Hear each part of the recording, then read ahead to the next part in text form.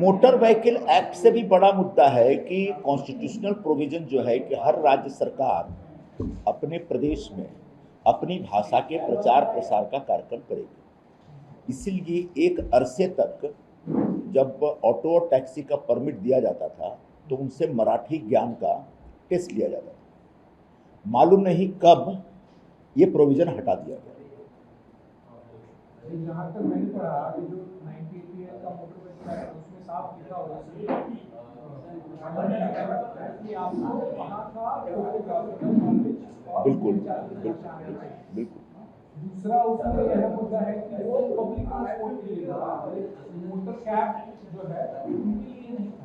तो जो ऑटो पर लागू होने लगा ये तो कोर्ट ने बॉम्बे हाई कोर्ट ने कहा कि ऑटो के लिए लागू नहीं हो सकता है ये, मोटर कैब के क्राइटेरिया में आते हैं। ये चीज उन्हीं पे लागू हुआ जो पब्लिक ट्रांसपोर्ट चला रहे हैं। ये 2017 में हुआ है। ये जानना चाहते 2019 में क्या सरकार के बदलाव क्या उसमें हाई कोर्ट के ऑर्डर के बाद 2019 में आया था ये जीआर 2019 में आया था। तो वो जो कॉन्स्टिट्यूशनल प्रोविजन है उसको रेफर करते हुए किया गया है मोटा मोटी तौर पे इसकी जानकारी है। एक समय ऐसा था, बाद में चेंज हुआ, बाद में अमेंडमेंट हुआ, सब है। हम क्या, मैं बहुत ज्यादा वो सब टेक्निकलिटीज में जाने कोई मतलब नहीं है। आधे लोगों को समझ में नहीं आती टेक्निकलिटीज। हाँ, अभी सब लोग आ गए।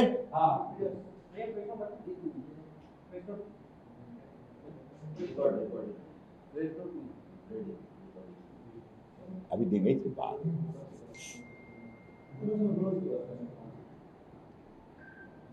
आता तुमचा जर आदेश आहे तो मी सुरू करतो।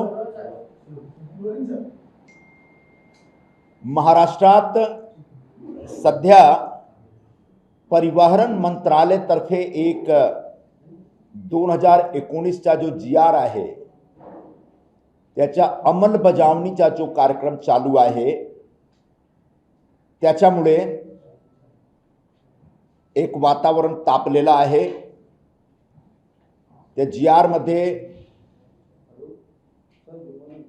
मुख्य रीत्याने जो विषय आहे तो असा आहे की मुंबईमध्ये आणि महाराष्ट्रामध्ये ऑटो आणि रिक्षा चालक जो आहे त्यांना स्थानिक भाषा म्हणजे आमची मराठी भाषा मध्ये संवाद केला पाहिजे पॅसेंजर बरोबर। आम्ही सगळे शिवसेनेचे लोक आणि संपूर्ण महाराष्ट्राचे लोक, वेगवेगळ्या पक्षाचे लोक, असा आमचा विश्वास आहे की महाराष्ट्रात मराठी भाषाचा सन्मान राहिलाच पाहिजे, झालाच पाहिजे। महाराष्ट्रामध्ये राहणारे सर्व लोकांना मराठी भाषा बोलला पाहिजे, मराठी भाषामध्ये संवाद केला पाहिजे। याच्यावर काहीही मतभेद नाही, काहीही वाद नाही। पण तो जीआर मध्ये पुढे अशी एक तरतूद आहे की 1 मे पासून आरटीओ तर्फे प्रत्येक ऑटो चालक आणि टॅक्सी चालकचा जो मराठी ज्ञान आहे, मराठी भाषाचा जो ज्ञान आहे त्याचा व्हेरिफिकेशन होईल। म्हणजे एक व्हेरिफिकेशन ड्राइव सुरू होईल शासनातर्फे, आरटीओ तर्फे। त्यांच्या मराठी भाषाच्या ज्ञानचा एक टेस्ट घेतला जाईल, परीक्षा घेतला जाईल आणि समजा ते फेल झाले तो त्या जीआर मध्ये असं सांगितलं गेलेलं आहे की त्यांचा परमिट रद्द केला जाईल, त्यांचा लायसेन्स जप्त होईल आणि जो बॅच असतो तो त्याच्या पण जप्ती होईल। हा एक मोठा वादचा विषय आहे। मी 4-5 दिवसापूर्वी माननीय आमचे पक्षाचे जो मंत्री आहेत, माननीय श्री परिवहन मंत्री श्री प्रताप नाईक साहेबांना एक पत्र पाठवलं आणि त्यांनी सांगितलं की तुम्ही मराठी सक्तीचा जो एक प्रस्ताव ठेवत आहात तो थोडा अन्यायकारक आहे। कारण जे ऑटो चालक आहेत, जो टॅक्सी चालक आहे, सगळे मराठी बोलू शकत नाही असं नाही आहे। खूप सारे लोक मराठी बोलू शकतात, पण समजा ज्यांना मराठी बोलू येत नाही, समजा तुमच्या टेस्टमध्ये ते फेल झालेत तो त्यांच्या परमिट रद्द करण्याचा जो राज्य शासनाकडून एक पवित्रा घेतला गेलेला आहे, त्याच्यामुळे एक दुष्परिणाम होऊ शकतो लोकांवर. म्हणजे लोकांच्या समोर उदरनिर्वाहाचा संकट निर्माण होऊ शकतो. लोकांच्या समोर उपाशी राहण्याचा संकट येऊ शकतो. मुंबईमध्ये 3-4 लाख असं ऑटो चालक आहे. याच्यामध्ये बहुतेक ऑटो चालकांनी बँकेमधून लोन घेतलेला आहे. त्यांच्या लोनचा इन्स्टॉलमेंट द्यायचा असतो. त्यांच्यावर मोठा कर्ज आहे टॅक्सी चालकांबद्दल. एकदा त्यांचा परमिट रद्द झाला आणि लोन त्यांनी रिपे केलं नाही तर त्यांच्या समोर एक मोठा संकट उपस्थित होऊ शकतो. याच्यासाठी मी एक मागणी केली होती. आमचे जो परिवहन मंत्री आहेत की जो 1 मई पासून जो मराठी सक्तीचा जो विषय तुम्ही घेता त्याच्यावर पुनर्विचार करा. आज त्या विषयावर आमची बैठक आहे. मंत्री महोदयांनी बोलवलेलं आहे 12:30 वाजता मंत्रालयामध्ये. तिकडे आम्ही हा विषय पुन्हा ठेवणार मंत्री महोदय समोर आणि शासनासमोर. पण त्यापूर्वी श्री प्रताप सरनाईक साहेबांच्या नावाने एक दुसरा पत्र मी आज पाठवत आहे. याच्यामध्ये माझी विनंती आहे. विनंतीचा जो बेस आहे जरा समजून घ्या. भाषा एक असा विषय आहे, शिकलाच पाहिजे. जास्तीत जास्त भाषा शिकलाच पाहिजे. पण हा जो प्रक्रिया आहे तो व्यक्तीवर निर्भर करतो. काही लोक असतात जे खूप फास्ट लवकरात लवकर दुसरी भाषा शिकू शकतात मातृभाषाच्या व्यतिरिक्त. काही लोक असतात जे मातृभाषाच्या व्यतिरिक्त दुसरी भाषा शिकण्यामध्ये त्यांना खूप वेळ लागतो. याच्यासाठी मी मंत्री महोदयांना निवेदन केलेलं आहे की हा जो 1 मईचा जो तुमचा डेडलाईन आहे त्याला पुढे ढकलण्यात आवे आणि प्रत्येक ऑटो चालक टॅक्सी चालक ज्याप्रमाणे महाराष्ट्र शासनाने घोषणा केलेली आहे की त्यांच्या मराठी भाषेचा एक बेसिक ट्रेनिंगचा काम सुरू झाला पाहिजे. मंत्री महोदयांनी असा घोषणा केलेली आहे की संपूर्ण मुंबई 70 ठिकाणी आम्ही मराठी भाषा शिकण्यासाठी एक शिबिर किंवा कॅम्प किंवा कार्यशाळा आम्ही सुरू करण्याची आमची तयारी आहे. तो कार्यशाळामध्ये कॅम्पमध्ये प्रत्येक ऑटो चालक ज्यांना मराठी येत नाही ते प्रत्येक टॅक्सी चालक ज्यांना मराठी बोलू येत नाही ते एनरोलमेंट करणार आणि हळूहळू मराठी शिकण्याची प्रक्रियामध्ये सामील होणार. आणि याच्यासाठी जेव्हा 1 मेचा डेडलाईन आहे त्याला पुढे ढकलण्यासाठी मी एक मागणी करतो. तुम्ही निवेदन करतो या पत्राच्या माध्यमाने की कमीत कमी 6 महिना आणि जास्तीत जास्त 1 वर्ष असा एक डेडलाईन तुम्ही असा एक कालावधी तुम्ही ठरवा. म्हणजे सर्वांना कुठल्या प्रकारचे त्रास नाही होईल आणि सगळे येत्या 6 महिन्यात किंवा 1 वर्षात मराठी बोलणं बेसिक मराठी बोलणं आणि मराठी भाषेमध्ये संवाद करण्यात ते समजू शकतात. तो हा आजचा पत्र आहे जो तुम्हाला मी देतो आणि या पत्राद्वारे आम्ही आज जो मंत्री महोदयांचा जो कार्यक्रम आहे मीटिंग आहे त्याच्यामध्ये पण हा विषय मी ठेवणार. तो हिंदी में शुरू करूँ एक बार हिंदी में कंप्लीट करता हूँ. महाराष्ट्र में पिछले कुछ दिनों से एक विषय बहुत चर्चा का है और वो विषय यह है मुंबई और महाराष्ट्र के सभी ऑटो चालक और टैक्सी चालकों को मराठी भाषा में संवाद करने का ज्ञान होना चाहिए. ऐसा आग्रह रखना कहीं से भी गलत नहीं है. प्रत्येक राज्य में वहां की जो स्थानीय भाषा है उस भाषा का प्रचार प्रसार करना राज्य सरकार की जिम्मेदारी है. प्रत्येक राज्य में वहां की स्थानीय भाषा में उस राज्य में रहने वाले लोगों को भरसक बोलने का प्रयत्न करना चाहिए, संवाद करने का प्रयत्न करना चाहिए. किसी व्यक्ति को अधिकार नहीं है कि महाराष्ट्र में रहकर वह इस तरह की घोषणा करे कि हम मराठी में नहीं बोलेंगे. ऐसे अगर कोई व्यक्ति बोलते हैं तो उनके खिलाफ कानूनन कार्रवाई भी की जा सकती है, ऐसे संवैधानिक व्यवस्था है।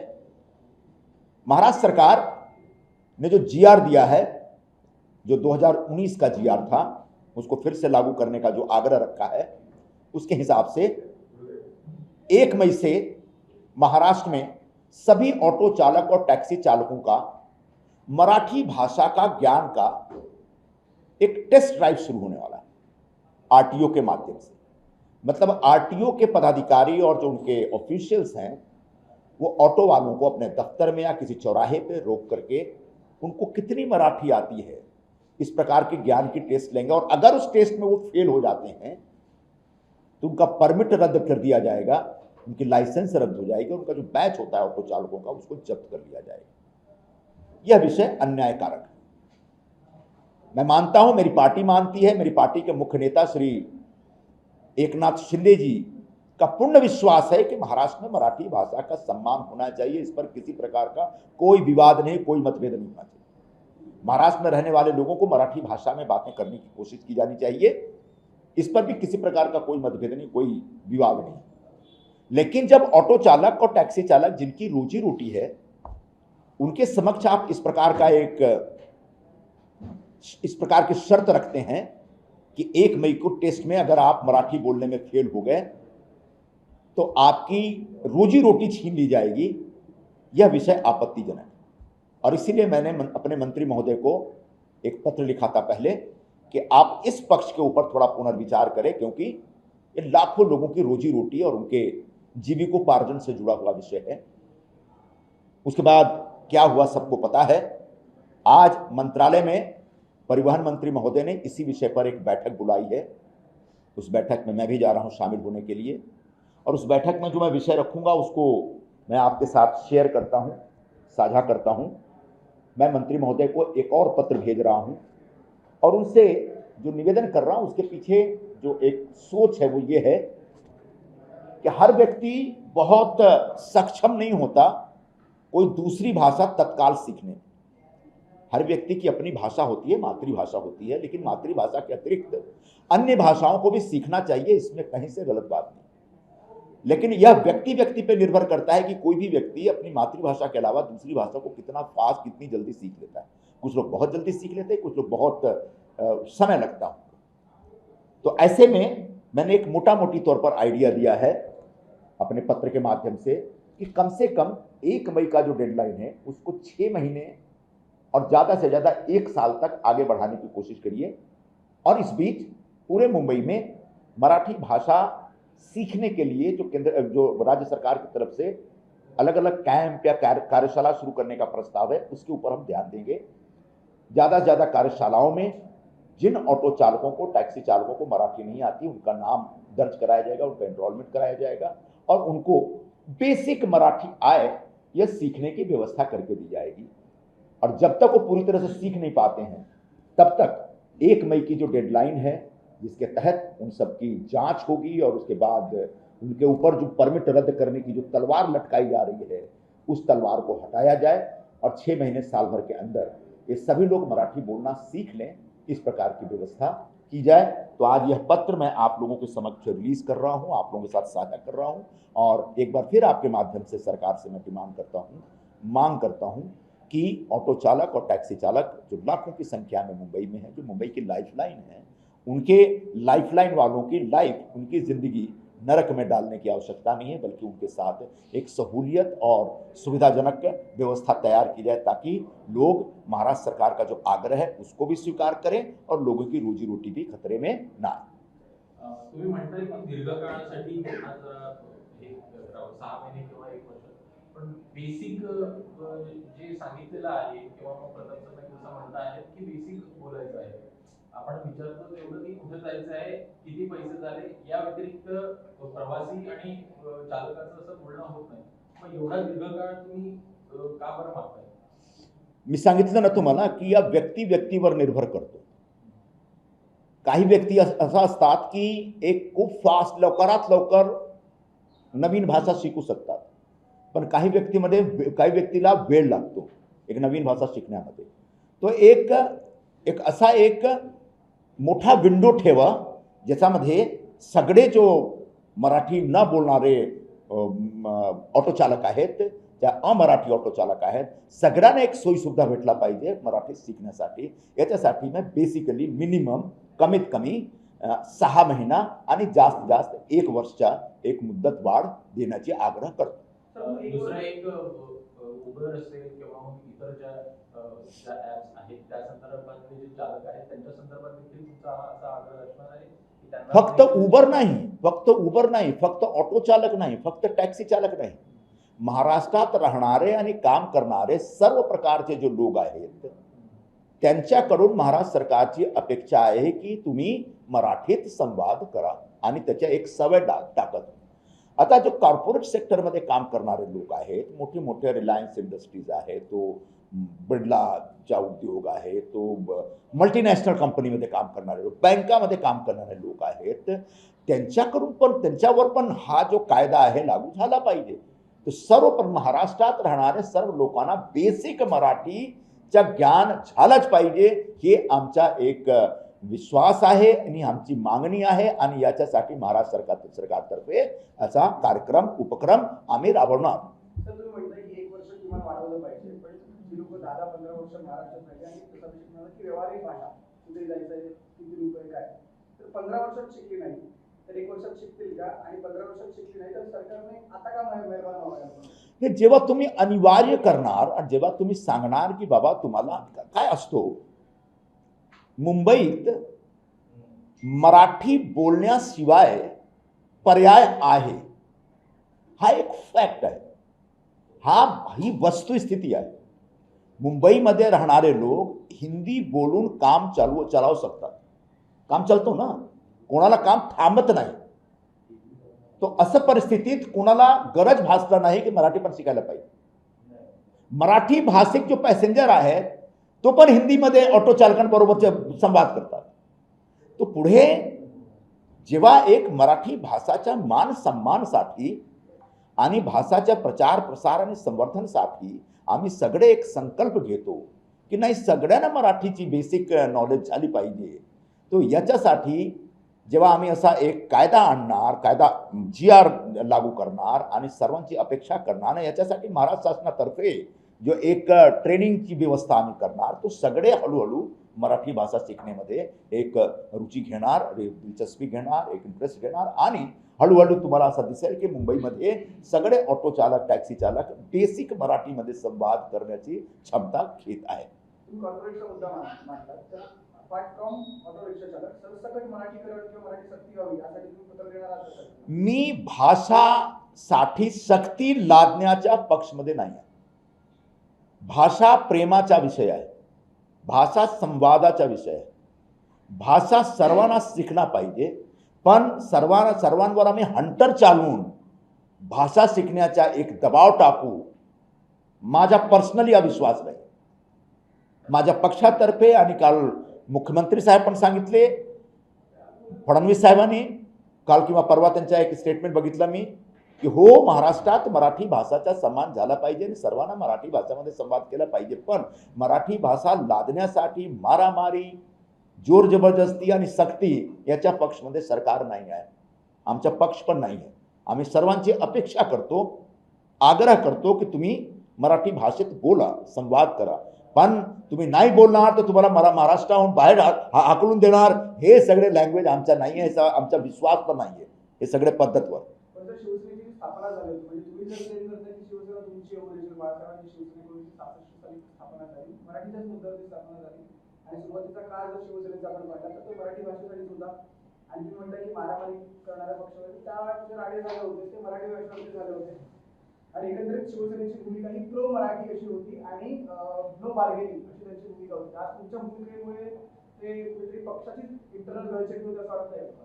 नाही, तुमचा विषय एकदम परफेक्ट आहे, तुमचा प्रश्न करेक्ट आहे की मराठी भाषिकांच्या, मराठी लोकांच्या न्याय आणि हक्कासाठी शिवसेनाची स्थापना पूजनीय हिंदू हृदय सम्राट शिवसेना प्रमुख बाळासाहेब ठाकरेंनी 1966 मध्ये केली होती आणि ते मराठी लोकांना न्याय आणण्यासाठी त्यांनी दिवस रात्र मेहनत केला आणि मराठी भाषिकांचे वो आराध्य दैवत आहे आणि शिवसेनाची भूमिका प्रारंभीपासून आहे, पुढे पण असणार. फक्त एवढाच आहे की भाषाच्या नावाने मारामारी केली पाहिजे का, हिंसा केली पाहिजे का, हा आमचा मत नाही. आम्ही याच्या विरोधात आहोत. हा, भाषाचा आग्रह आम्ही ठेवणार. आमचे पक्षाचे मुख्य नेते श्री एकनाथ शिंदेजी यांचा आग्रह आहे की महाराष्ट्रात सर्वांना मराठी भाषेत बोलायला पाहिजे, मराठी भाषाचा सन्मान वाढला पाहिजे. आमचे शिंदे साहेब जेव्हा मुख्यमंत्री होते तेव्हा त्यांचा पाठपुरावा आणि भाजपचा सपोर्ट घेऊन त्यांनी केंद्र शासनामध्ये पंतप्रधान श्री नरेंद्र मोदी बरोबर बसून मराठी भाषाला अभिजात भाषाचा दर्जा देण्यासाठी एवढं काम केलं आणि अंततः मराठी भाषेला महाराष्ट्रात अभिजात भाषाचा दर्जा भेटलेला आहे. तो हा पण आमचाच योगदान आहे, हा पण शिवसेनाचाच योगदान आहे, हा पण शिवसेनाचीच उपलब्धी आहे. एवढे लोक आहेत जो मराठी भाषाच्या नावाने बोंबाबोंब करतात, पण कधीही त्यांनी मराठी भाषाला अभिजात भाषा देण्याचा प्रयत्न कधीही त्यांनी केलेला नाही. आम्ही केलो. आमचे पक्षाचे मुख्य नेते आणि त्यावेळचे मुख्यमंत्री एकनाथ शिंदेजींनी केला आणि भाजपचे जो सर्व नेते मंडळी आमच्या बरोबर या कामामध्ये सामील झाले. काय वाटतं तुम्हाला, जे मनसेची भूमिका आहे याच्यावर, त्याच्यावर तुमची? नाही, ऑटो चालकांबरोबर संवाद राहिलाच पाहिजे. खाजगीरित्याने जे युनियनवाले आहेत ते पण करू शकतात, तर केलंच पाहिजे. पॉलिटिकल पार्टी पण करू शकतो आणि शासनातर्फे पण ऑटो चालकांबरोबर एक नियमित संवादचा कार्यक्रम जारी राहिला पाहिजे. मी दैसरमध्ये केला होता, ज्याच्यावर खूप बोंबाबोंब केला लोकांनी. आता 30 तारखेला इकडे बेहरामबाग ओशिवरामध्ये खूप ऑटो चालक आहेत, त्यांच्याबरोबर एक संवाद करण्याचा आमचा प्रोग्राम आहे. तर 30 तारखेला संध्याकाळी मी पण संवाद करणार आणि बाकी सगळ्यांना अधिकार आहे. याच्यामध्ये प्रॉब्लेम काय आहे, ते गोरगरीब आहेत, कमजोर आहेत, त्यांच्याबद्दल शासनातर्फे काही कायदा सुरू होत आहे. तो कायदा कसला आहे, कायद्यामध्ये तुमच्यासाठी काय आहे, कायद्याच्या विरोधात जाऊ नका, कायद्याचा जो अर्थ आहे तो समजून घ्या आणि त्याचप्रमाणे पुढे काम करा आणि जीविकोपार्जन करा. एक अशी चर्चा आहे की तुम्ही कुठेतरी जे सध्याला मतं आहे तर ती भाजपची डायव्हर्ट करण्याचा प्रयत्न हा शिवसेनेकडनं होतोय, अशी धक्के आवाजात राजकीय वर्तुळांमध्ये चर्चा आहे. काय वाटतं तुम्हाला, नेमका जो वोट बँक होता मराठी हिंदी भाषिकांचा तो कुठे शिवसेनेकडे घेण्याचा प्रयत्न हा करू पाहत आहे शिवसेना या माध्यमातून? आमच्यासाठी मराठी भाषाचा जो मुद्दा आहे तो राजकीय मुद्दा नाही आहे. हा एक भावनिक प्रश्न आहे. बाळासाहेबांपासून मराठी भाषा शिवसेनेसाठी एक भावनिक प्रश्न राहिलेला आहे आणि पुढे पण एक भावनिक प्रश्न म्हणून आम्ही काम करणार. याच्यामध्ये कुठल्या प्रकारचा राजकीय हेतू आम्ही बघत नाही आणि पुढे पण आम्ही कधी बघणार नाही. पण हिंदीसाठी देखील अनेक ऑटो रिक्षा चालक नाही, हिंदी त्यांच्यासाठी देखील तुम्ही पुढे येताना दिसता. हे बघा, तुम्ही जो मुंबईमध्ये मानली जाते कुठेतरी भाजपची आणि भाजप मोठ्या प्रमाणात हिंदी पट्ट्यामध्ये सध्याला आपलं जर का पाहिजे ती बऱ्याच प्रमाणात मदत मानलेली दिसत आहे. अशा परिस्थितीमध्ये कुठेतरी शिवसेनेकडनं देखील अपीजमेंट पॉलिटिक्स चालू नाही. हा अपीजमेंट पॉलिटिक्स नाही आहे. हा लोकांचा उदरनिर्वाह वाचविण्याचा कार्यक्रम आहे. लोकांसमोर एक जीविकोपार्जनची समस्या संकट नाही आली पाहिजे याच्यासाठी आम्ही हा विषयावर काम करतो आणि ह्या विषयावर शासनाचा लक्ष वेधण्याचा प्रयत्न करतो. आणि आम्ही शिवसेना आणि भाजप दोघे मिळून महायुतीमध्ये बरोबर काम करतो. जे काही महाराष्ट्र शासनातर्फे निर्णय होतो तो निर्णयामध्ये शिवसेना आणि भाजप दोघे पक्ष सहभागी असतात. अजितदादा पवारचा जो पक्ष आहे राष्ट्रवादी पक्ष ते पण सहभागी असतात. तुम्ही असं समजू नका की शिवसेनाच्या एका मंत्रीने काय निर्णय घेतला तो त्या निर्णयामध्ये भाजपच्या लोकांची काही भूमिका नाही. भाजपच्या लोकांची भूमिका असतो. करुणा मुंडेचं असं म्हणणं आहे की जर भैया लोक गेले बाहेर तर अर्धा मुंबई रिकामी होणार आहेत आणि मंत्र्यांच्या बंगल्यामध्ये स्वतः भैया लोक काम करतात, जर गेले तर स्वतः त्यांना पण काम करायला. हे किती योग्य आहे? संपूर्ण देशात जो मोठे मोठे शहर आहेत त्या शहरामध्ये जो छोटे छोटे काम आणि कष्टकरीचे काम असतात ते गोरगरीब लोक करतात आणि बहुतेक मायग्रेंट लोक करतात. तुम्ही दुसऱ्या देशात जाणार, परदेशात जाणार, तिकडे पण जो ऑटो चालक आहे, टॅक्सी चालक आहे, तो लोकल 25-30% असतात, पण बाकी बाहेरचे लोक असतात. लंडनमध्ये तुम्ही जाऊन बघा, पाकिस्तानी आहेत, इंडियन आहेत, बांगलादेशी आहेत, फिलिपिन्स आहेत, फिलिपिन्सचे लोक आहेत, पण अंग्रेज पण आहेत तिकडे.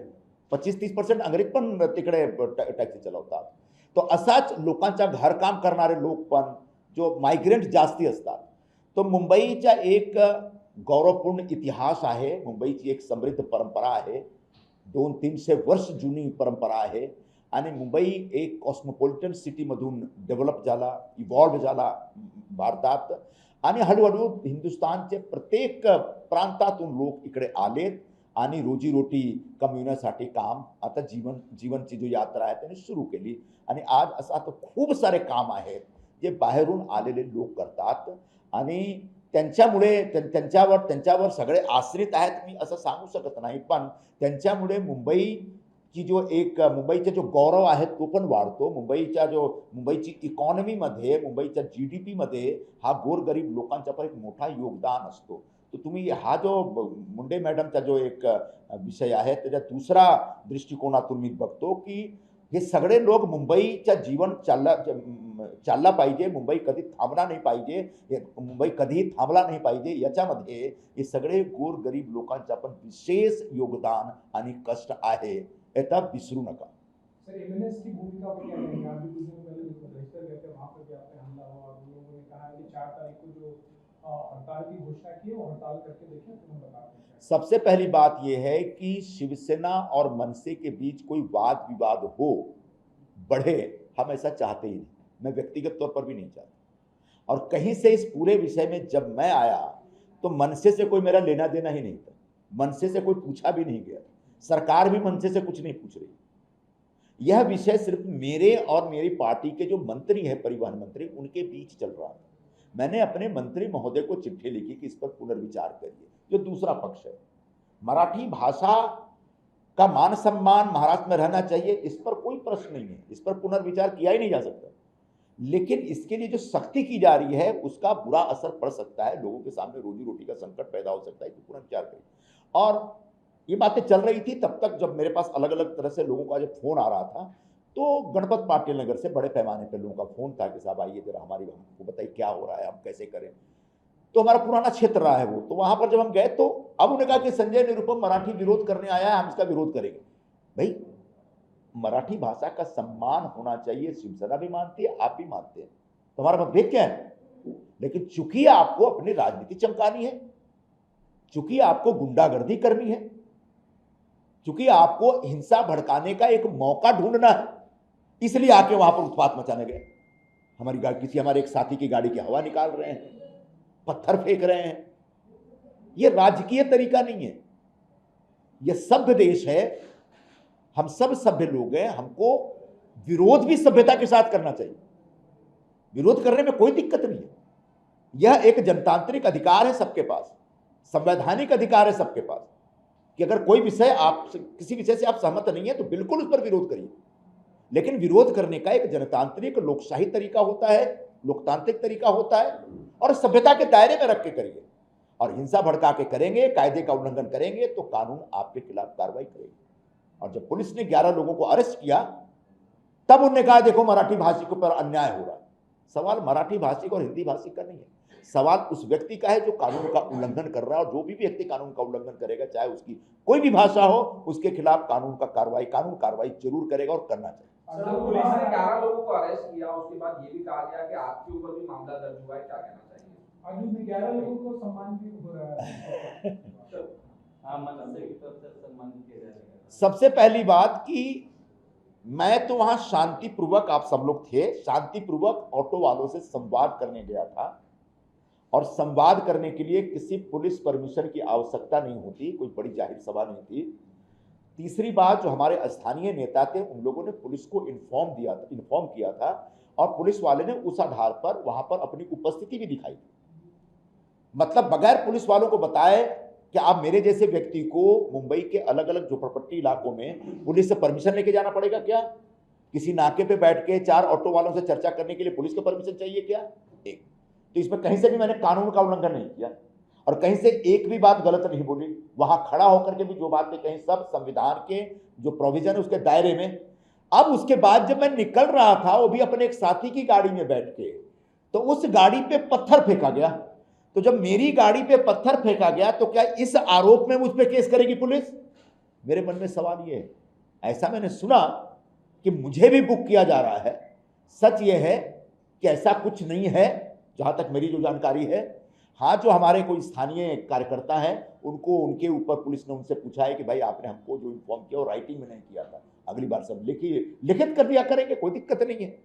लेकिन हुआ ये कि जब ये सब खत्म हो गया और उनके 11 लोगों को अरेस्ट किया गया, तब वहां पर जो दादर में जो इंदौरी चाट का हलवाई है वो वहां पे आया और उसने मेरे नाम पे बोमा बोम किया और कहा कि साहब ये बैलेंसिंग एक्ट होना चाहिए। मतलब हमारे लोगों के खिलाफ आपने अगर कार्रवाई की तो संजय निरुपम के खिलाफ भी कार्रवाई करी। अब पुलिस कंफ्यूजन में है कि संजय निरुपम ने गुनाह क्या किया है, कायदे का उल्लंघन क्या किया है, कौन सा कानून तोड़ा उसने। तो ये बहस एक इमैच्योर और बड़े बेवकूफ टाइप के जो पॉलिटिकल लोग होते हैं वही इस तरह की हरकत करते हैं और बाद में इस तरह की मांगे करते हैं। सम्मान कर रहे हैं जो लोग 20 वर्षों में मनसे की स्थापना को 20 वर्ष हो गए और 20 वर्षों में मनसे लगातार सिकुड़ती चली जा रही है।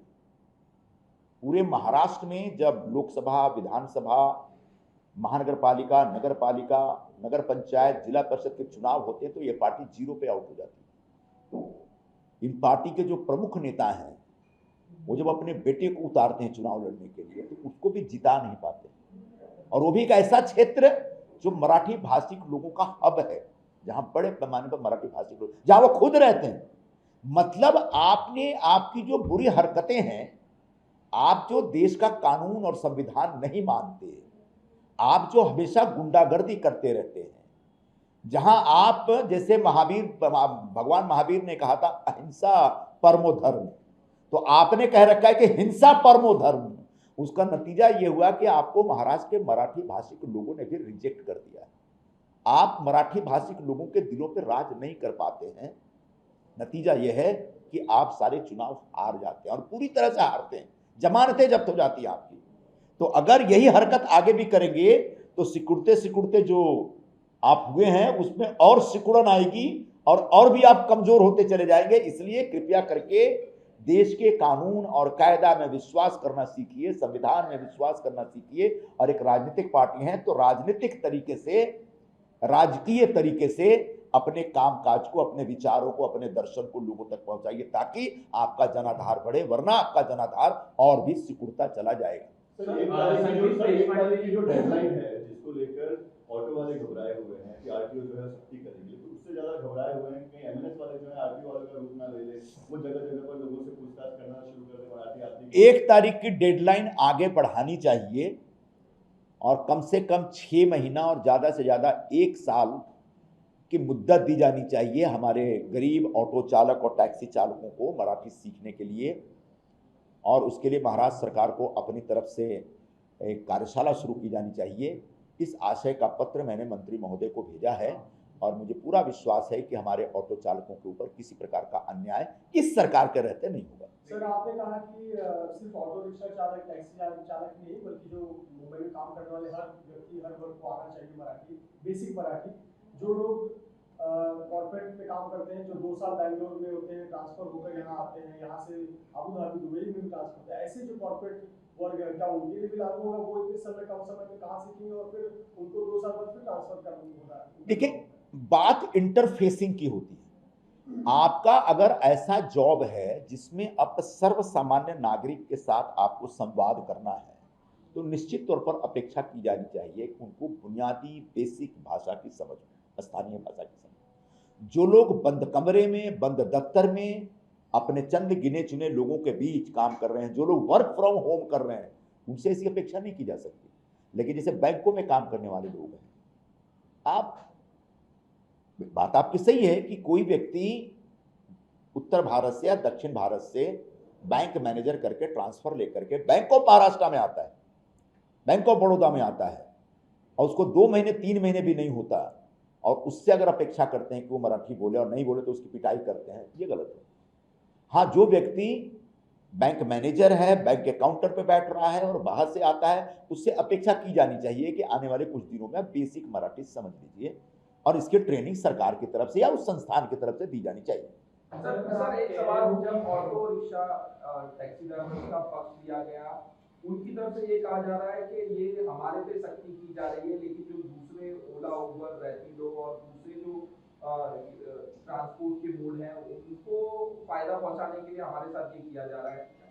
बिल्कुल ये गलत है। और मैं तो प्रारंभ से कह रहा हूं कि सिर्फ मुंबई के, महाराष्ट्र के ऑटो चालक और टैक्सी चालकों पर ही मराठी बोलने का एक आग्रह या सख्ती या बंदिश क्यों डाली जाए।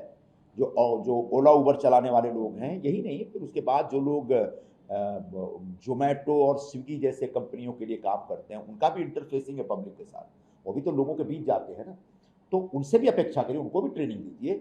और बाकी जो अन्य डिपार्टमेंट में, अन्य सेक्टर में जो लोग काम करते हैं और जिनसे उम्मीद की जाती है कि वो लोगों के साथ नियमित तौर पर संवाद रखेंगे, उनके जॉब का नेचर ऐसा है, तो ऐसे लोगों से भी अपेक्षा की जानी चाहिए और उनको भी ट्रेनिंग देने का एक आग्रह रखना चाहिए। सर, पर इतनी शॉर्ट नोटिस में सख्ती करने का कारण क्या था? आखिर में आपकी पार्टी का ये डिसीजन था, आप सरकार में भी मौजूद हो, क्या ये लेबर क्लास या वर्किंग क्लास की तरफ थोड़ा हार्श डिसीजन नहीं हो जाता कि उनको गिनी पिग की तरह, एक वोटिंग बैंक की तरह भी यूज किया जाता है पक्षों की तरफ से?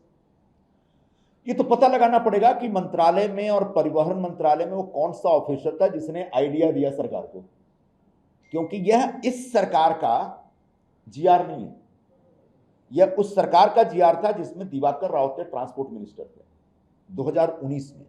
और 2019 का यह जीआर इस समय जो लागू करने का जो आग्रह रखा गया, यहां तक ठीक है, इस आग्रह को हम स्वीकार करते हैं और मानना चाहिए सबको कि महाराष्ट्र में मराठी भाषा के सम्मान की दिशा में जितने भी कदम उठाए जा सकते हैं, जितने भी प्रोग्राम चलाए जा सकते हैं, सरकार को चलाना चाहिए। लेकिन उसके बाद जो 1 मई से इसको हम विथ डेडलाइन जो इम्प्लीमेंट करने की जिद रख रहे हैं, उसकी वजह से लोगों के सामने तकलीफ होगी और इसीलिए हम सब उतरे मैदान में, इसीलिए मैं खुद इंटरव्यू करने आया, इसलिए मैंने खुद अपने लीडरशिप से बात की कि ये इतना प्रेशर नहीं होना चाहिए, इतनी जिद नहीं होनी चाहिए, वरना लोगों के सामने तकलीफ हो जाएगी। सर, एक ट्रंप के ऊपर सवाल है मेरा। ट्रंप के ऊपर जिस तरीके से हमला हुआ है, उसको लेकर विजय वडेट्टीवार जो है, कांग्रेस के वरिष्ठ नेता, कह रहे हैं कि जिस तरीके से लोगों के अंदर गुस्सा यूएस में दिख रहा है, घड़ी-घड़ी उनके ऊपर हमला हो रहा है, भारत में भी वैसी ही स्थिति है। वो अलग बात है कि इस तरीके का हमले नहीं हो रहे, इस तरह के सड़क पे आंदोलन नहीं हो रहे, यानी पीएम मोदी के ऊपर कह रहे हैं कि इस तरह ये जो पूरा विपक्ष में बैठे हुए जो हमारे नेता हैं, उनका फ्रस्ट्रेशन एक अरसे से, जब बांग्लादेश में जब हंगामा हुआ था जेएनजी का, तब भी इसी प्रकार की इच्छा जाहिर की थी अपोजिशन ने कि हमारे यहाँ भी होना चाहिए, हो नहीं रहा है। जब श्रीलंका में हुआ तब भी इस प्रकार से, जब नेपाल में हुआ तब भी जो अपोजिशन में बैठे हुए सभी नेता हैं वो उसकी तुलना भारत की परिस्थिति से करने के चक्कर में थे और तब भी वो इच्छा करते थे, आज ट्रंप के बहाने कर रहे हैं। ये बहुत ही गलत सोच है। किसी चुनी हुई सरकार, किसी चुने हुए प्रधानमंत्री या राष्ट्रपति के ऊपर जन सामान्य को भड़का करके उसके ऊपर हिंसक हमला करवाना या देश में तोड़फोड़ करना और तोड़फोड़ के जरिए सत्ता परिवर्तन की चाहत रखना, ये सोच ही गलत है। सत्ता परिवर्तन की चाहत रखना गलत नहीं है, लेकिन उसका एक तरीका है कि जनतांत्रिक तरीका है, एक चुनावी तरीका है, एक संवैधानिक तरीका है। लेकिन आसपास के छोटे छोटे देशों में जिस प्रकार से वहां के संविधान का उल्लंघन करके, हिंसा का रास्ता अख्तियार करके, वहां पर तथाकथित तौर पर जो जेनजी जनरेशन है, नई पीढ़ी है, उसके माध्यम से उत्पात मचाया जा रहा है और सरकार बदलने का प्रयत्न किया जा रहा है, उसमें कामयाबी भी मिल रही है।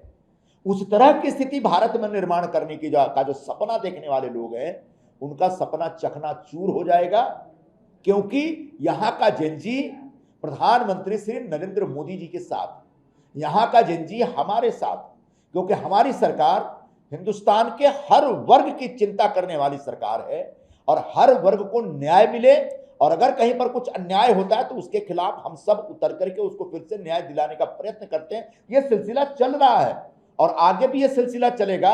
और ऐसे में अगर अपोजिशन को सत्ता हथियाना है तो जन सामान्य के बीच जाए, जुड़े, सकारात्मक दृष्टिकोण से अपने विषयों का, अपने दर्शन का, अपने विचारों का, अपने मुद्दों का प्रचार करे और उसके बाद सरकार में आने के लिए चुनाव में हिस्सा ले, चुनाव जीत करके सरकार बनाए। लेकिन इस तरह से हिंसा भड़का करके सरकार बदलने की कामना रखने वाले जो विपक्ष के नेता हैं वो पूरी तरह से फेल हो जाएंगे। आज मैं ऐसी घोषणा कर रहा हूं।